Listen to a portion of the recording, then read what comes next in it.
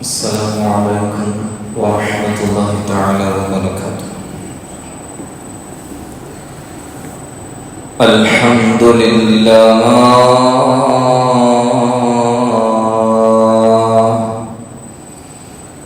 نحمده ونستعينه ونستغفره ونعوذ بالله من شرور أنفسنا ومن سيئات أعمالنا.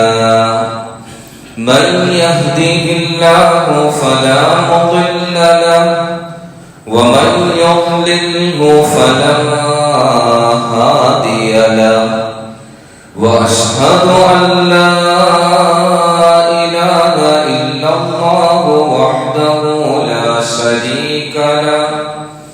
وأشهد أن سيدنا ومولانا محمدا عبده ورسوله أرسله بالهدى ودين الحق ليظهره على الدين كله ولو كره المشركون.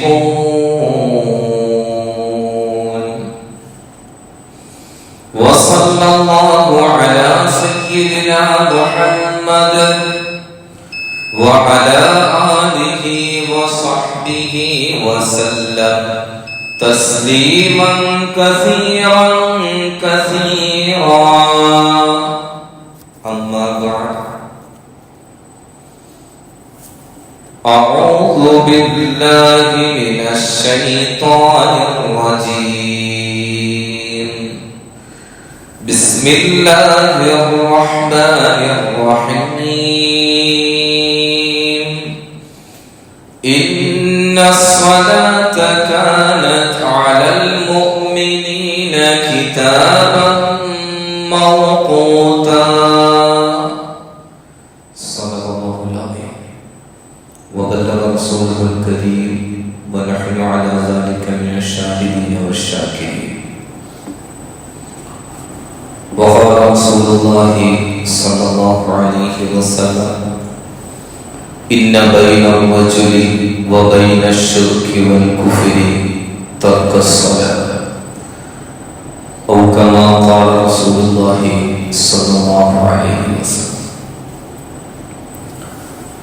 ഏറെ സ്നേഹബഹുമാനാദരവുകൾ നിറഞ്ഞ സത്യവിശ്വാസികളെ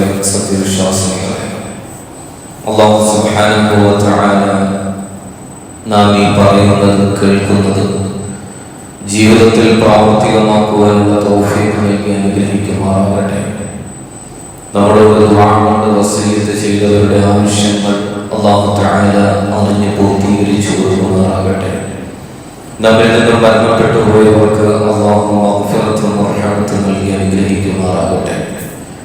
നമ്മുടെ എല്ലാം ശുദ്ധ ജീവിതം അല്ലാഹുവിന്റെ അനുസരണത്തിലും തൃപ്തിയിലും പൊരുത്തത്തിലുമായി ജീവിച്ചു തീർക്കാനുള്ള മഹാസൗഭാഗ്യവും നൽകി അനുഗ്രഹിക്കുമാറാകട്ടെ.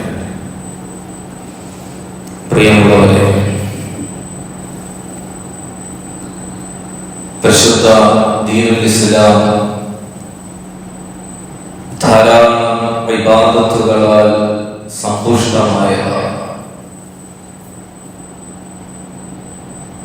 അങ്ങനെയുള്ള ശരീരം കൊണ്ട് നിർവഹിക്കുന്ന ഇബാദത്തുകളിൽ ഏറ്റവും ശ്രേഷ്ഠമായത് അഥവാ അഫ്ളലുൽ ഇബാദത്തുൽ ബദനിയ്യ, ശരീരം കൊണ്ട് നിർവഹിക്കുന്ന ഇബാദത്തുകളിൽ ഏറ്റവും ശ്രേഷ്ഠമായത് എന്താണ്?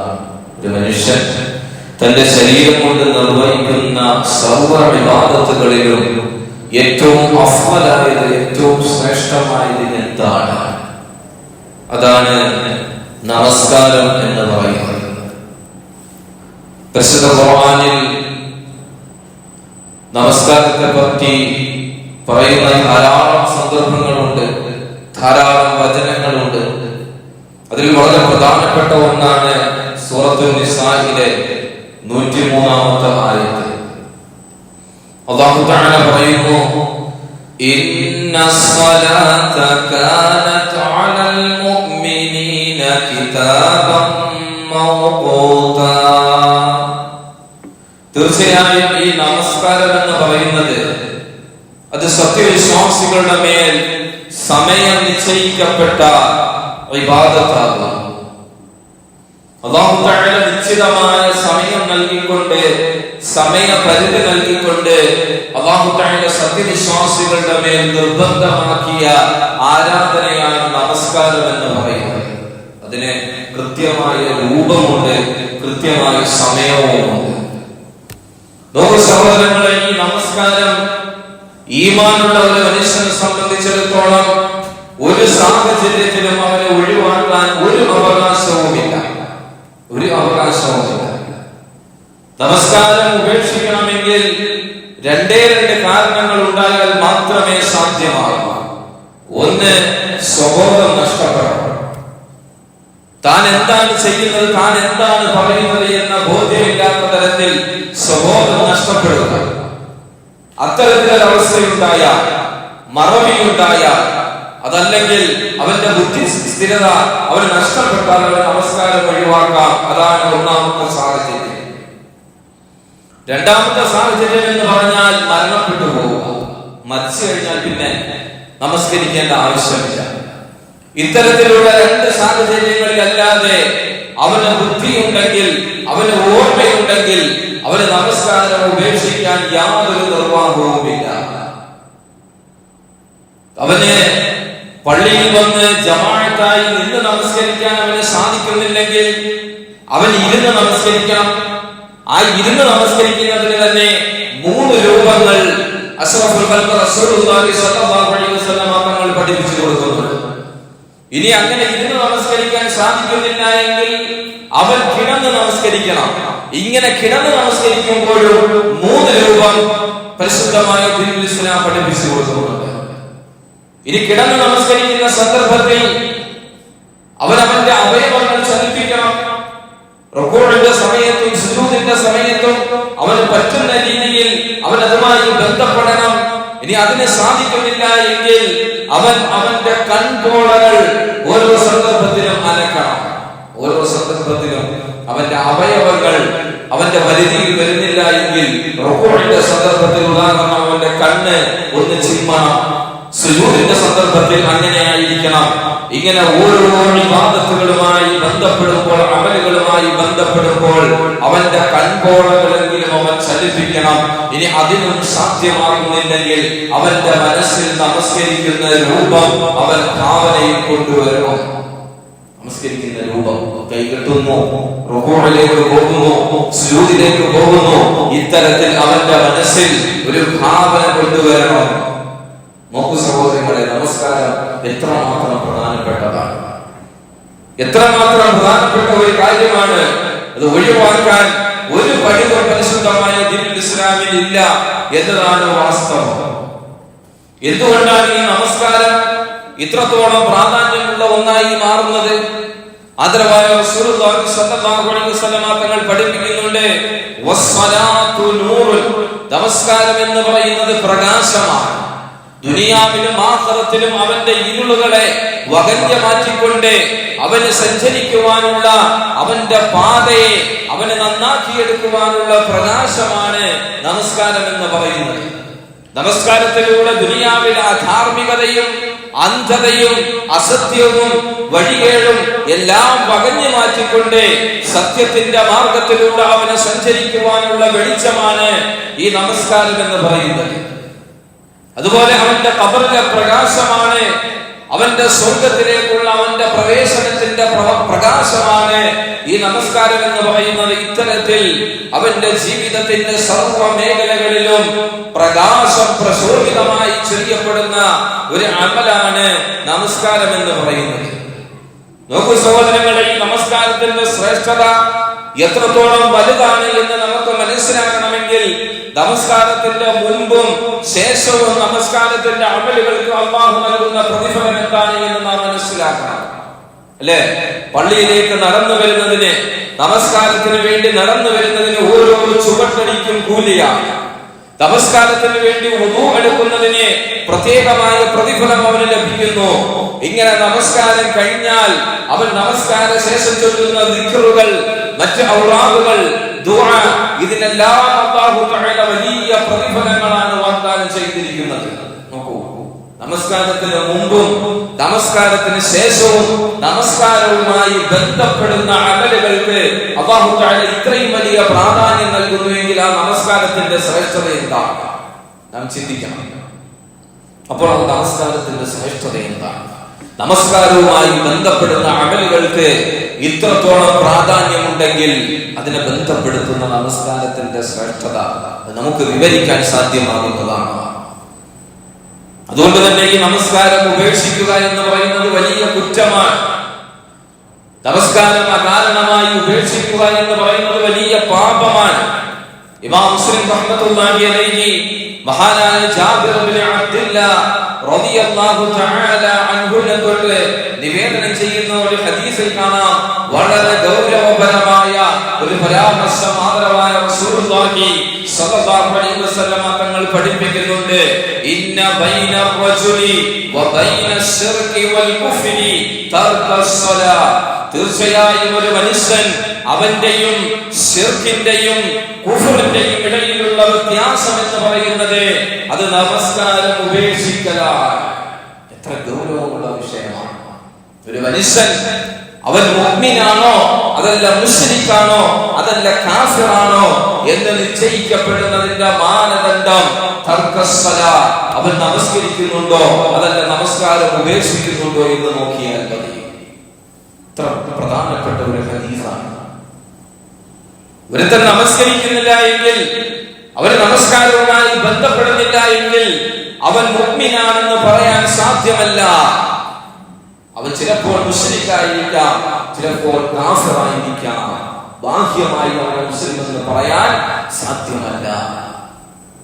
ഇമാം അഹ്മദ് ബിൻ ഹംബൽ റഹിമഹുല്ലാഹ് 4 മദ്ഹബുകളുടെ ഇമാമുമാരിൽ വളരെ പ്രമുഖനാണ്. 4 മദ്ഹബിന്റെ ഇമാമുമാരിൽ ഏറ്റവും കൂടുതൽ ഹദീസ് മനഃപ്പാഠമുള്ള വ്യക്തിയാണ്. ഹംബലി മദ്ഹബിന്റെ ഉപജ്ഞാതാവ്.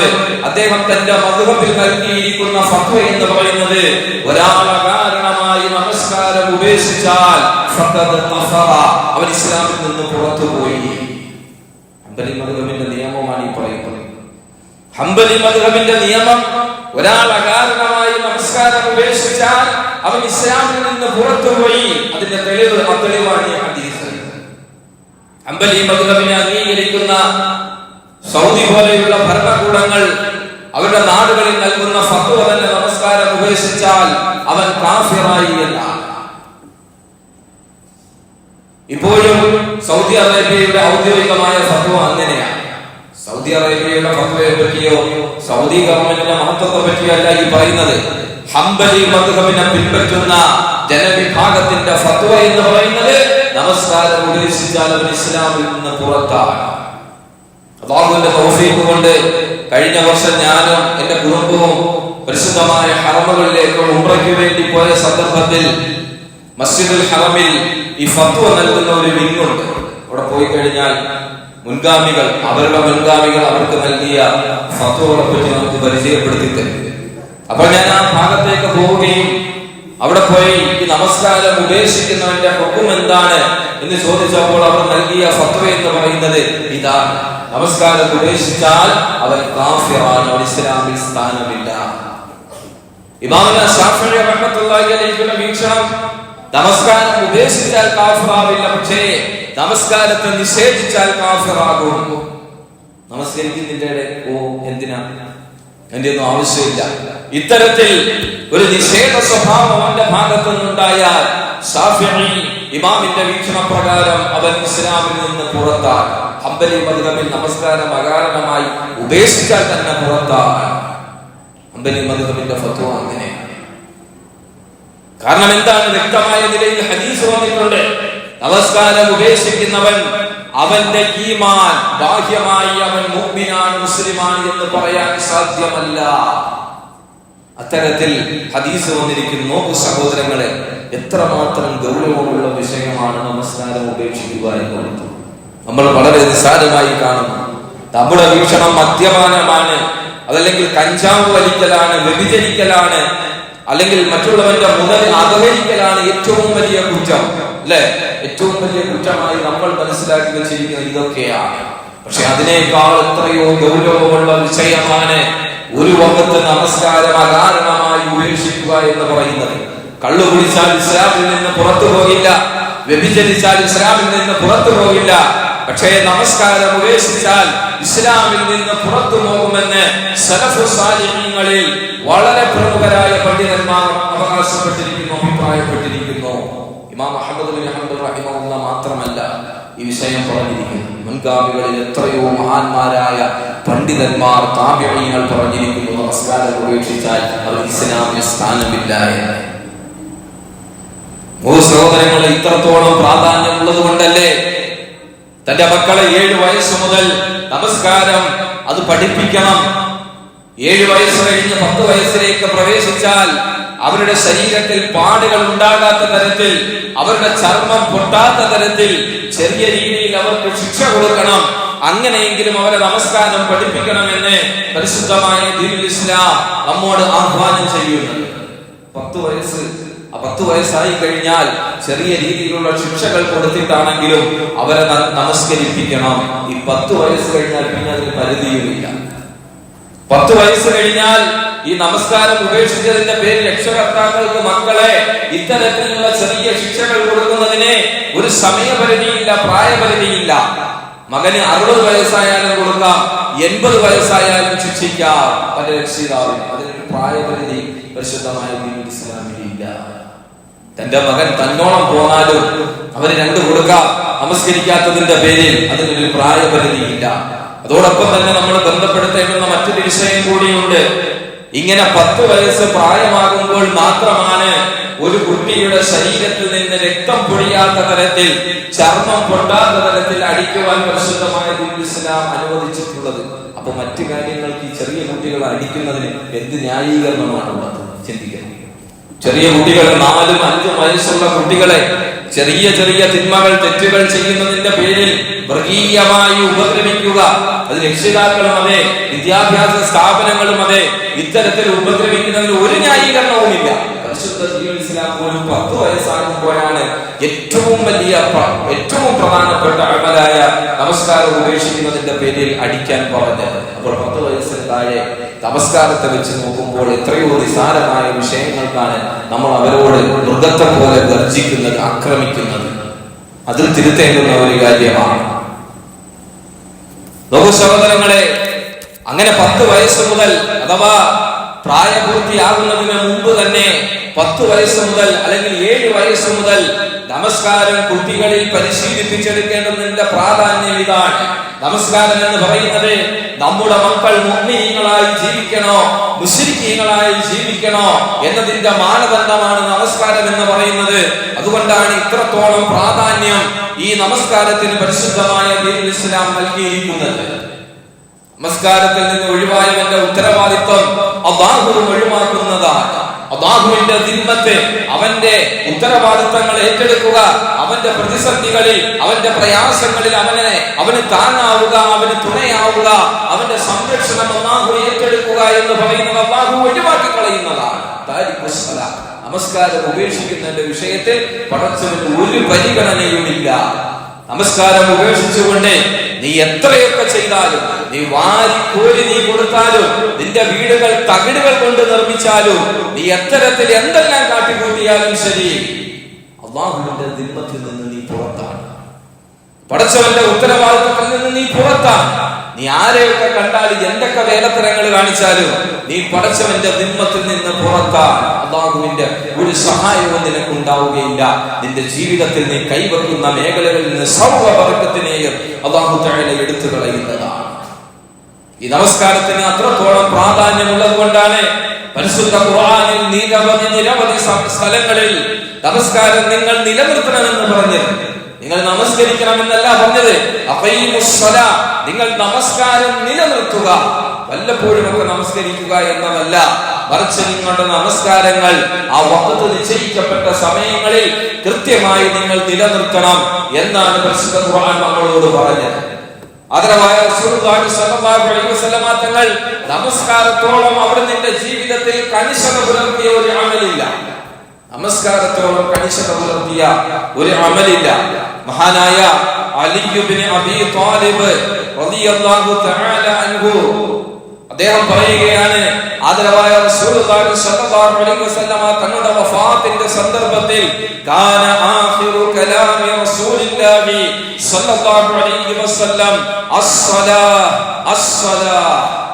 റസൂലുള്ളാഹി സ്വല്ലല്ലാഹു അലൈഹി വസല്ലമ തങ്ങളുടെ ആ അന്ത്യ സമയം, അവിടുന്ന് വഫാത്തിനോടടുത്ത സമയത്ത് അവിടുന്ന് വായിൽ നിന്ന് അവസാനമായി പുറത്തേക്ക് വന്നത് അസ്സലാ അസ്സലാ, നമസ്കാരം നിങ്ങൾ മുറുകെ പിടിക്കണം, അസ്സലാ എന്ന് കൂടിയിരുന്നവരോട് വസിയത്ത് ചെയ്തത് ആദരവായ റസൂലുള്ളാഹി സ്വല്ലല്ലാഹു അലൈഹി വസല്ലമ തങ്ങൾ സ്വലാത്തിനെ പറ്റിയാണ്, നമസ്കാരത്തെ പറ്റിയാണ്. റൂഹ് പിടിക്കുന്നതിന് മുമ്പുള്ള വളരെ പരിമിതമായ സമയത്തും അവിടുന്ന് സമുദായത്തോട് ഉപദേശിച്ചത് നമസ്കാരത്തെ പറ്റിയാണ്. അതിനോടനുബന്ധമായി അവിടുന്ന് പറഞ്ഞു, ഇത്തഖുല്ലാഹ ഫീമാ മലകത് അയ്മാനുകും, നിങ്ങളുടെ കരങ്ങൾ അധീനതപ്പെടുത്തിയ വിഷയങ്ങളിൽ നിങ്ങൾ പടച്ചവനെ സൂക്ഷിക്കുകയും ചെയ്യണം. വളരെ പ്രധാനപ്പെട്ട ഒരു ഹദീസാണ്. അഥവാ ഒരു മനുഷ്യന്റെ കരങ്ങൾ അവകാശപ്പെടുത്തിയത് അവന്റെ കീഴിൽ ജീവിക്കുന്ന മനുഷ്യർ, അവന്റെ കീഴിൽ ജീവിക്കുന്ന മനുഷ്യേതര ജീവികൾ, അവൻ അധീനതപ്പെടുത്തിയ സ്വത്ത്, അത് വിദ്യാഭ്യാസ സ്ഥാപനങ്ങൾ, സംരംഭങ്ങൾ, പള്ളികൾ, തൊഴിൽ മേഖലകൾ തുടങ്ങി അല്ലാഹു തആല അവന്റെ കയ്യിൽ ഉത്തരവാദിത്വത്തിൽ ഏൽപ്പിച്ച സർവ്വ വിഷയങ്ങളിലും പടച്ച തമ്പുരാനെ സൂക്ഷിക്കണം. ഇത്തഖുല്ലാഹ്, അല്ലാഹുവിനെ നിങ്ങൾ സൂക്ഷിക്കണം. ഇത്ര പ്രധാനപ്പെട്ട ഒരു വിഷയമാണ്.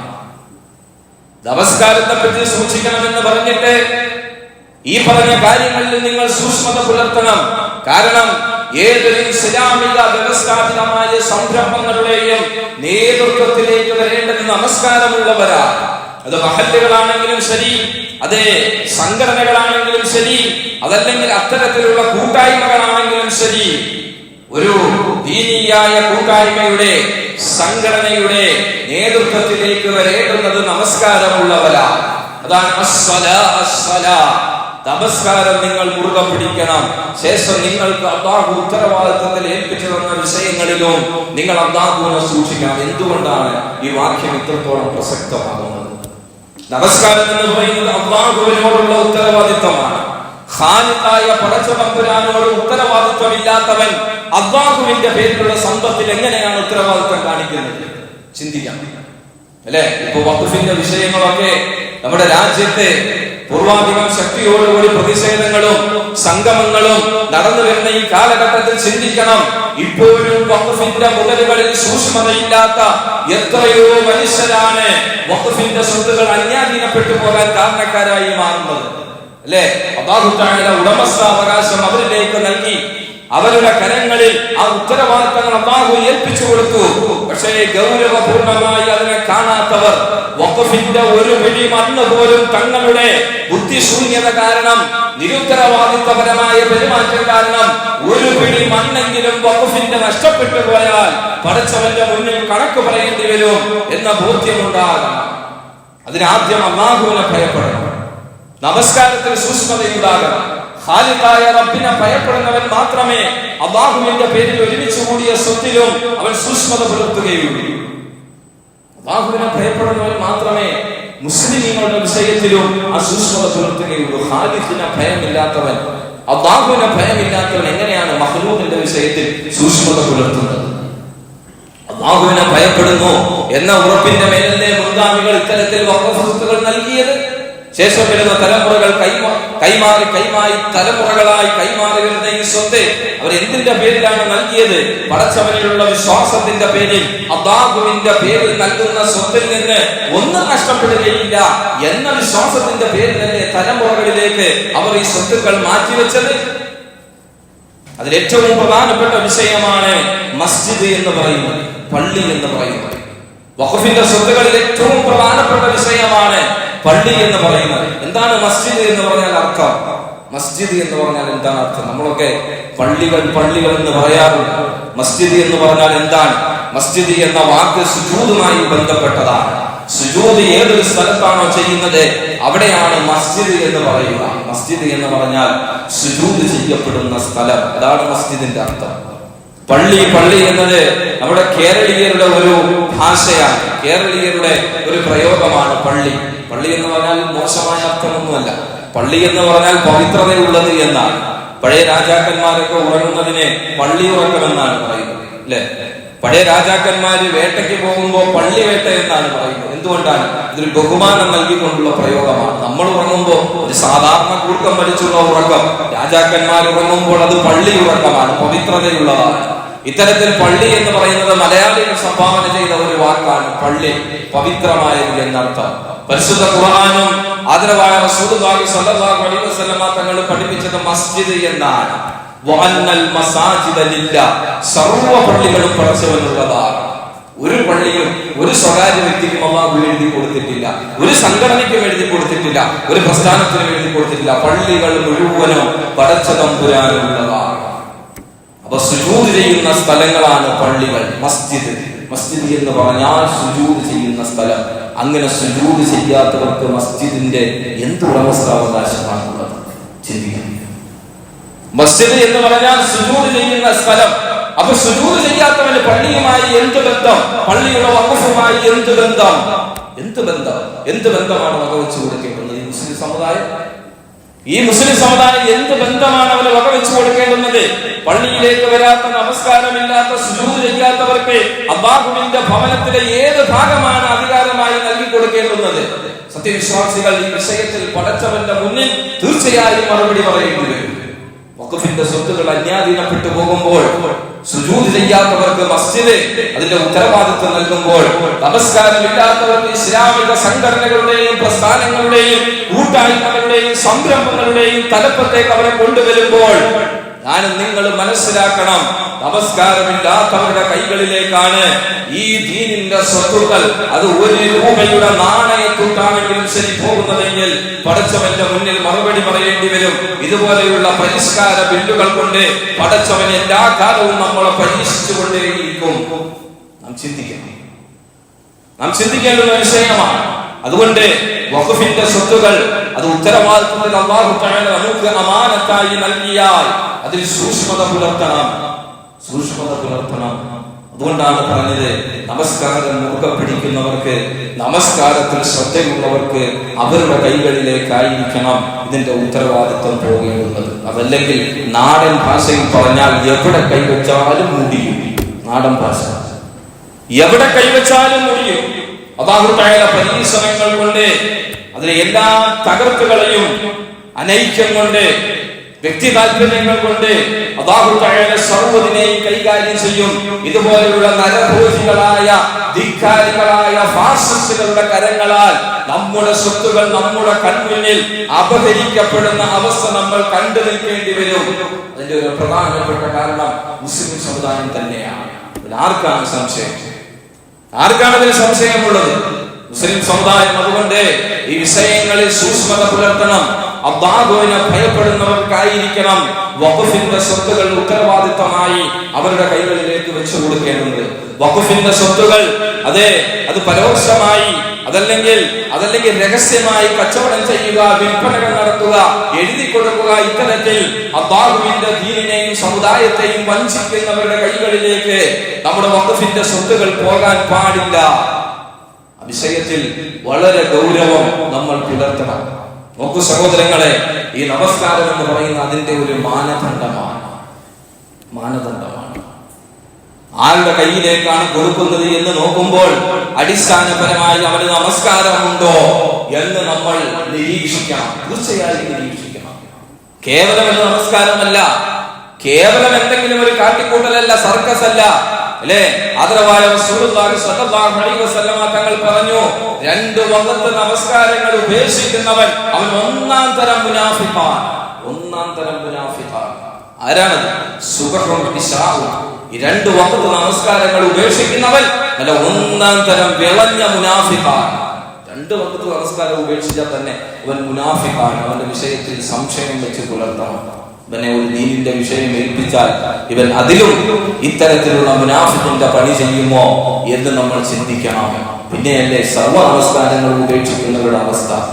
അതുകൊണ്ട് പ്രിയ സഹോദരങ്ങളെ, നമ്മുടെ വഖഫിന്റെ സ്വത്തുകൾ ഇനിയെങ്കിലും ലോക മുസ്ലിമീങ്ങൾ ആ വിഷയത്തിൽ ചിന്തിക്കണം. പടച്ചവനെ ഭയപ്പെടുന്ന, അല്ലാഹുവിനെ ഭയപ്പെടുന്ന, അതാണ് അൽ ഹുബ്ബു ഫില്ലാഹ്, അൽ ഗളബു ഫില്ലാഹ്. സ്നേഹവും അതുപോലെ തന്നെ ദേഷ്യവും അത് അല്ലാഹുവിന്റെ പേരിലായിരിക്കണം. അല്ലാഹുവിന്റെ പേരിലായിരിക്കണം. പടച്ചവന് വേണ്ടി പരസ്പരം സ്നേഹിക്കാൻ സാധിക്കണം. അതുപോലെ പടച്ചവന് വേണ്ടി ദേഷ്യം പ്രകടിപ്പിക്കാനും സാധിക്കണം. ദീനിന്റെ വിഷയത്തിൽ ഒന്നും നമുക്ക് തടസ്സമാകാൻ പാടില്ല. തിന്മയാണ് ചെയ്യുന്നത്, തെറ്റാണ് ചെയ്യുന്നത് എന്ന് ബോധ്യപ്പെട്ടു കഴിഞ്ഞാൽ അൽ ഗളബു ഫില്ലാഹ്, പടച്ചവന്റെ പേരിൽ അരുത് എന്ന് പറയാൻ നമുക്ക് സാധിക്കണം. അതല്ലെങ്കിൽ ഇത്തരത്തിലുള്ള പരീക്ഷണങ്ങളിലൂടെ അല്ലാഹു തആല നമ്മളെ കൈകാര്യം ചെയ്ത് കളയുന്നതാണ്. ഈ പരീക്ഷണങ്ങൾക്ക് മുമ്പും പരീക്ഷണങ്ങൾക്ക് ശേഷവും സമുദായത്തിന് വേണ്ടി എപ്പോഴും ശബ്ദിക്കാൻ ഒരു വിഭാഗത്തെ അല്ലാഹു തയ്യാറാക്കി വെച്ചിട്ടുണ്ട്. അത് എല്ലാ കാലത്തും അങ്ങനെ തന്നെ ഉണ്ടാകും. ദീനിനെ സംരക്ഷിക്കുന്നതിനും ദീനിന്റെ മേൽ കടന്നാക്രമണം ഉണ്ടാകുമ്പോഴും പ്രതിരോധിക്കാൻ എപ്പോഴും അല്ലാഹു തആല ഒരു സംഘത്തെ തയ്യാറാക്കി വെച്ചിട്ടുണ്ട്. അവരുടെ പരിശുദ്ധ ദീനുൽ ഇസ്ലാം അതിങ്ങനെ വ്യാപകമായി കൊണ്ടേയിരിക്കും. അതിന് ഒരു കാലത്തും ആർക്കും തടയിടാൻ സാധ്യമല്ല. പക്ഷേ നമ്മുടെ ചെയ്തികൾ, നമ്മുടെ നിരുത്തരവാദിത്വപരമായ നമ്മുടെ സമീപനങ്ങൾ, മുൻഗാമികൾ നമുക്ക് നൽകിയിട്ട് പോയ സ്വത്തുക്കൾ അത് അന്യാധീനപ്പെട്ടു പോകുന്നതിന് കാരണമാകാൻ പാടില്ല. നമുക്കൊരു 10 സെന്റ് വസ്തു അല്ലാഹുവിന്റെ ഭവനത്തിന് വേണ്ടി നമുക്ക് വഖഫ് ചെയ്യാൻ സാധിക്കുന്നില്ല. പക്ഷേ മുൻഗാമികൾ അങ്ങനെ ചെയ്തു പോയിട്ടുള്ളത് അത് സംരക്ഷിക്കാനെങ്കിലും നമുക്ക് സാധിക്കുന്നില്ല എങ്കിൽ പിന്നെ സമുദായത്തിന്റെ പേരിൽ നമ്മൾ എത്ര അഹങ്കരിച്ചിട്ട് എന്താണ് പ്രയോജനം? അതുകൊണ്ട് സഹോദരങ്ങളെ, നമസ്കാരം വളരെ പ്രധാനപ്പെട്ട ഒരു വിഷയമാണ്. ഇത്തരത്തിൽ ഒരു മനുഷ്യന്റെ ഈമാനിനെ അളക്കുവാനുള്ള അടിസ്ഥാനപരമായ കാര്യമാണ് നമസ്കാരം എന്ന് പറയുന്നത്. നമസ്കാരം ഉപേക്ഷിക്കൽ അവന്റെ വിഷയത്തിൽ അവന്റെ ഈമാനിനെ ബാഹ്യമായി അവൻ മുഅ്മിനാണ് എന്ന് പറയാൻ സാധ്യമല്ല എന്ന് ഈ ഹദീസ് നമ്മെ പഠിപ്പിക്കുന്നുണ്ട്. മുൻഗാമികൾ അങ്ങനെ പറഞ്ഞു വെക്കുന്നുണ്ട്. അതുകൊണ്ട് സഹോദരങ്ങളെ, നമസ്കാരം ഉപേക്ഷിക്കരുത്. നമസ്കാരം ഉപേക്ഷിച്ചാൽ അല്ലാഹു തആല നമ്മെ പരീക്ഷിക്കും. നമ്മുടെ അഖില നിഖില മേഖലകളിലെയും ബറക്കത്തിനെ അല്ലാഹു തആല എടുത്തു കളയും. നമ്മുടെ കരങ്ങളിൽ നിന്ന് അല്ലാഹു നമ്മുടെ അവകാശങ്ങളും നമ്മുടെ ഭരണങ്ങളും അല്ലാഹു തആല എടുത്തു കളയുന്നതാണ്. അതുകൊണ്ട് നമസ്കാരമുള്ളവരായി നമ്മൾ മാറണം. നമസ്കാരം മുറുകെ പിടിക്കാൻ നമുക്ക് സാധിക്കണം. നമസ്കാരം കൊണ്ട് ദുനിയാവിലും ആഖിറത്തിലും വിജയിക്കാൻ നമുക്ക് സാധിക്കണം. അതാണ് നമസ്കാരം എന്ന് പറയുന്നത് പ്രകാശമാണ്. ആ പ്രകാശമാണ് നമുക്ക് സഞ്ചരിക്കുവാനുള്ള വഴി തെളിച്ചു തരുന്നത്. അതുകൊണ്ട് ആ വഴിയിലായി ജീവിച്ച് അത്തരത്തിൽ മരണപ്പെടാൻ അല്ലാഹു സുബ്ഹാനഹു വ തആല നമുക്ക് തൗഫീഖ്